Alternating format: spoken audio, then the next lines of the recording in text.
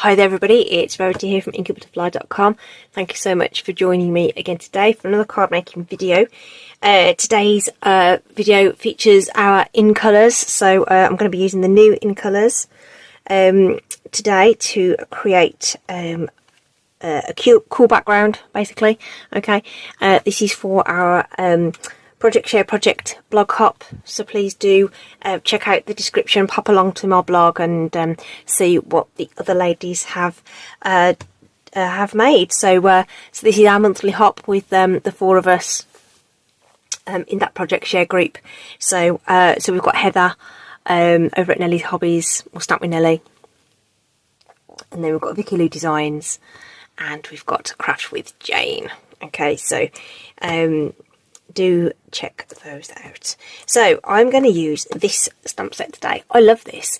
It's an online exclusive, and for whatever reason I'd completely missed it being released and everything, but I've used it a couple of times now, and it's just so brilliant for constructing backgrounds. Okay, especially for things that you want to be kind of quite generic.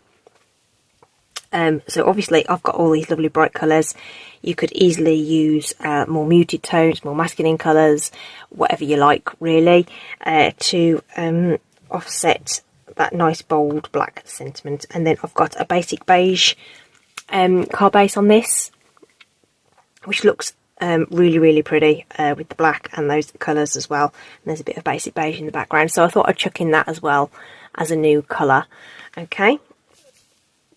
So let's pop that to one side for a second. Oh, the sentiments from Simply Said. Okay, so I wanted something nice and bold, and that's just the trick. But of course you could use something else, whatever you like.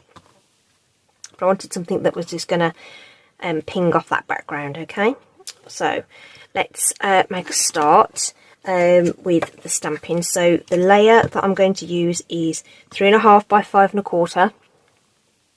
And that sort of just shrinks it back from the edge a little bit so that we can see that card base coming through and be able to layer it up as well. Okay, now instead of using that lovely sort of I don't know, strokes, I guess it was, I'm going to go with this one, which kind of, I don't know whether you, it's this one I'm using. Okay, tried a couple of the others for the same design. This one's very open. I think it'd be good for a bigger background.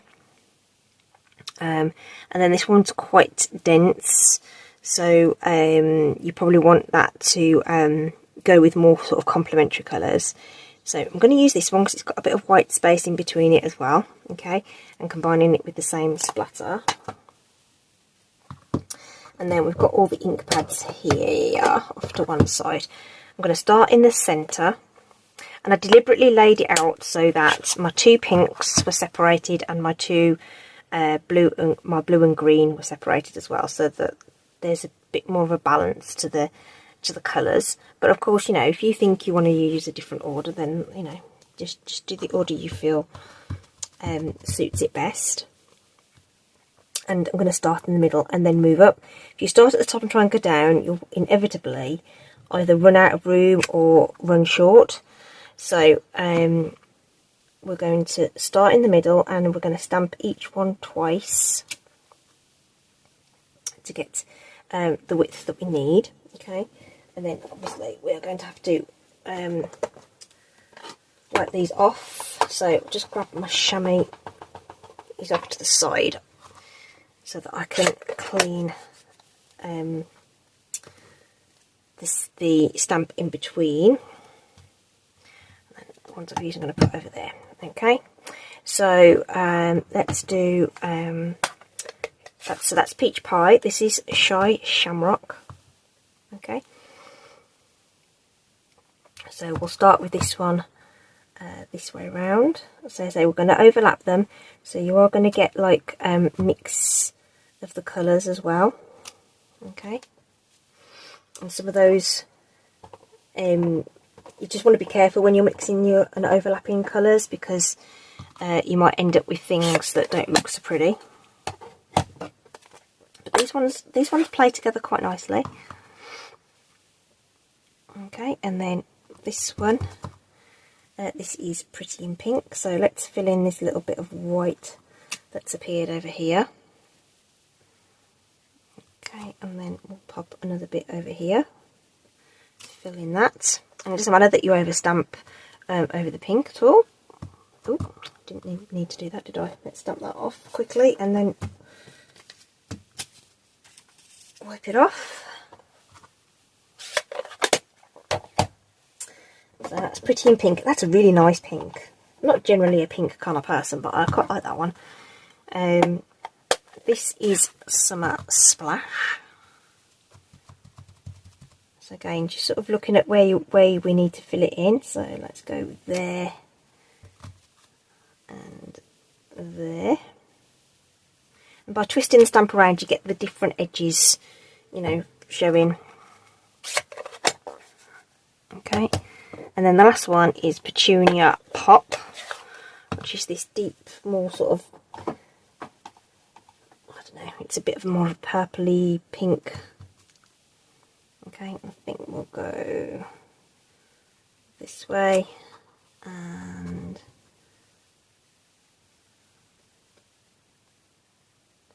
just this way, I think. Okay, so you end up with that, and we've still got a bit of the white showing around the edge. Could add all sorts to that if you wanted to, and blend in, but I want that nice clean edge to the card. So just giving that last one just a really nice clean there. And as we did with the other one, I'm just going to use this splatter just to fill in a little bit. This one's a bit much more dense pattern, so it doesn't show quite as much, but you know, it'll ping out here and there when people are observing the card, okay, on the mantelpiece. So that's going to blend in really, really nicely with everything else. Okay, so that can dry for a little bit because there's quite a lot of ink on there. Okay, so that can just stand and dry just for a second while we stamp the sentiment. So I've got a nice convenient scrap here, that will do. And we'll bring in this nice birthday wishes and the memento ink. Okay, so the memento is a felt ink pad rather than a foam ink pad, so just make sure you've got it really well inked up. And I like to, you know, make sure it's re-inked. Always have a couple of re-inkers to make sure that that gives you a really nice bold black image. Okay, I'm going to get that nice and cleaned off. So on our sample card we used the heartfelt hexagon. I'm going to bring in modern oval this time for this, just to mix it up a little bit. Again, just want something that's nice and bold shape. Okay, there is I want to say Happy Label. Might not be called Happy Label. Hang on. Let me just find out what the name of that other punch is. I opted to get the dies rather than the punch. Labelled with Love. So this is the Labelled with Love dies, but there is a punch that's exactly the same size. And I think that would go quite nicely with this as well. It's not quite as bold. Oh, let me just put the stamp. It's trying to escape from me. So that would fit nicely in there as well. Okay. So that's another option that you could use, or use the die. Of course, any die you like, but I've just thought I'd use a punch today. And I've put that punch away and I shouldn't have done. We're also going to cut one in black. Okay. So that we can create a faux layer. Okay. So with the heartfelt hexagon, the straight edge is on the sides here. Okay. Which means you can cut it and expand it, and it's not going to show, there's not going to be a gap showing here. Okay, so if we cut it lengthways and try to spread it out, you'd see that on that curve there, but you won't see it there. With the oval, we've got the flat edge top and bottom, so we're going to cut it this way, so we'll end up with a layer, a faux layer I should say, on either end like that. Okay, so you can either use your scissors or use your trimmer, it really doesn't matter.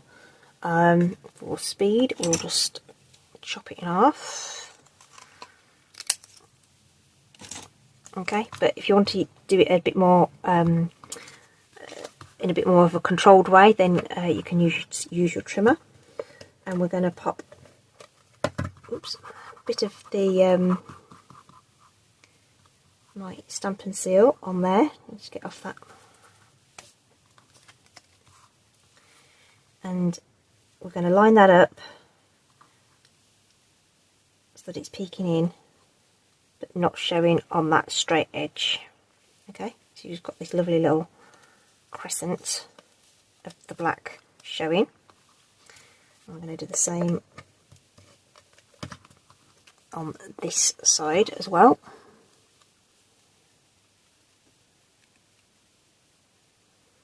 I'll try and get them even-ish. Looks about right. It's got a little bit of that black showing on there. Just twisting that a little bit just so that it makes sure it doesn't show.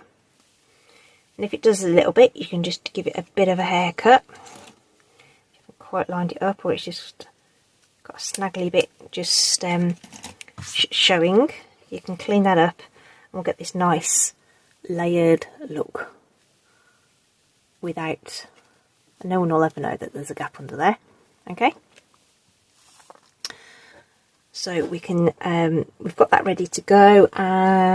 We will need some dimensionals for that as well, so I'm going to pop a couple on those flat edges so that we've got space for that ribbon to sit in between. So dimensionals don't really like sticking to ribbon very much, so we'll have that. Let's get this layered up now. It's all dried back, and it's kind of the colour does mute down a little bit once the ink has all dried. So again, we'll use some seal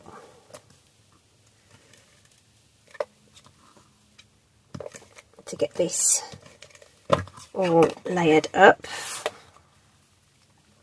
And this black layer is just 1/8 of an inch wider and taller than the panel. Of course, if you want to use different size layers, then please do. Right, we'll take off a piece of this ribbon now, just enough to wrap around the edge. I use these scissors, which are my ribbon scissors, and then cut a length off to tie a bow. Leave those out of the ends. Okay, and then we're going to secure this somewhere. Okay, so kind of decide where you want your sentiment to go, really.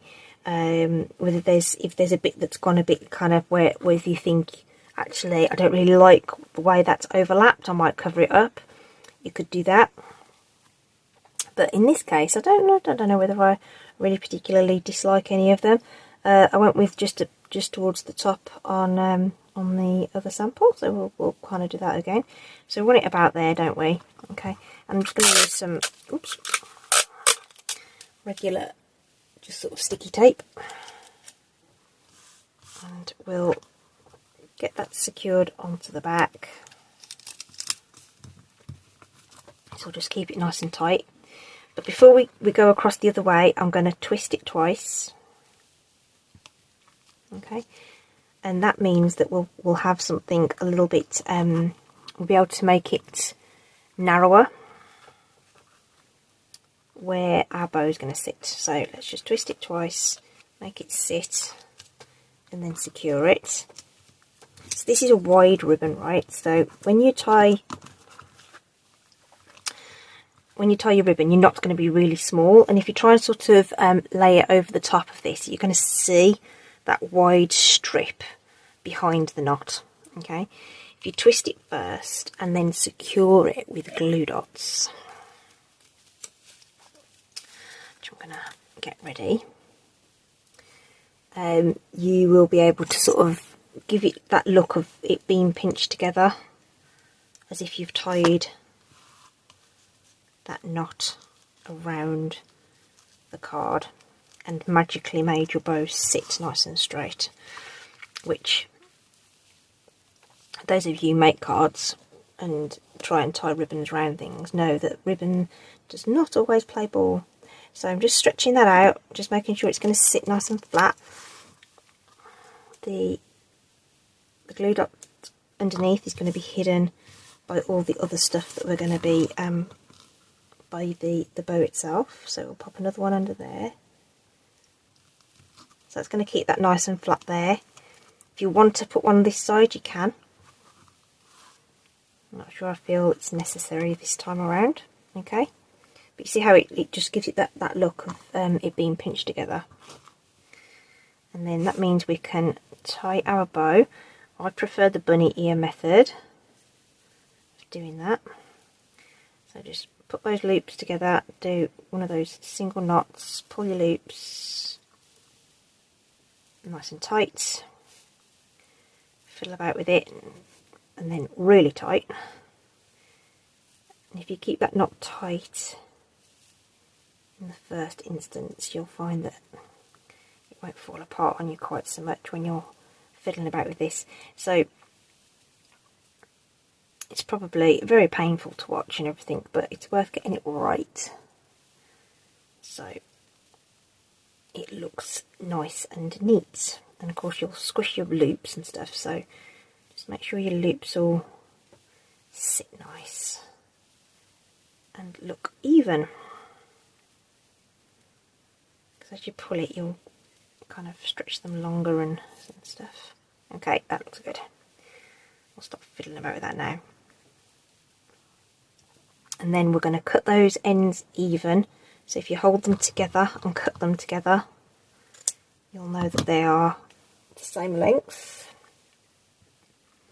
And again, we can use a glue dot, press that knot onto the glue dot, and then I'm going to use this pokey tool just to lift that off the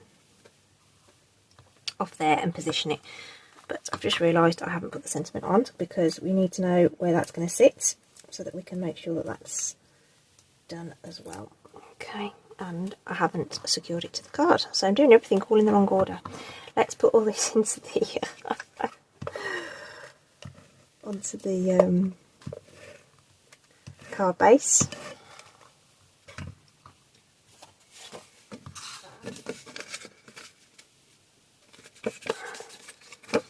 Give that a proper crease when I've got the everything secured. Line it up. Okay. Bone folder. That's what makes it stand up. That nice sharp crease.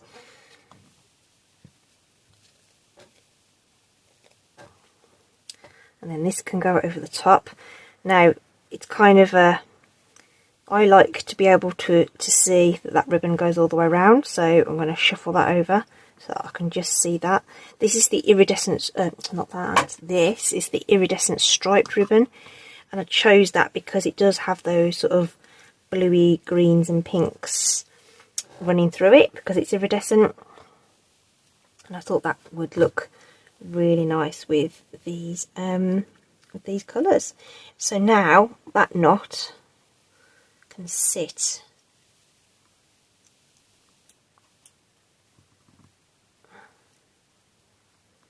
over that pinched bit of ribbon, and it will make it look like you actually tied it in place. Nice firm pressure on that, make sure it sticks. And that is the card. So you could bling that up if you wanted to. Now, I like the open space on the original one, okay? But, you know, it's sort of the same look, different stamps. So, you know, raid your stash, see what you've got. I absolutely love this ribbon. Oh, it sort of twinkles away. The camera light just doesn't do it justice in real life. That is just really, really pretty. What is that one? Yeah, it doesn't twinkle quite as much for you guys on the camera, but it's an absolutely lovely ribbon, really nice width, and ties lovely. Okay, so there's my cards featuring the new in colours. Okay, as I say, this is part of a blog hop, support to blog hop, so do check out my link in the description to the corresponding blog post and see what everyone else has been up to as well. Alright, it's only 4 of us, so it doesn't take too long to have a quick look round. Please do like and subscribe, helps everybody build their channels and their blogs as well. Thank you for joining me today. I hope you're staying safe.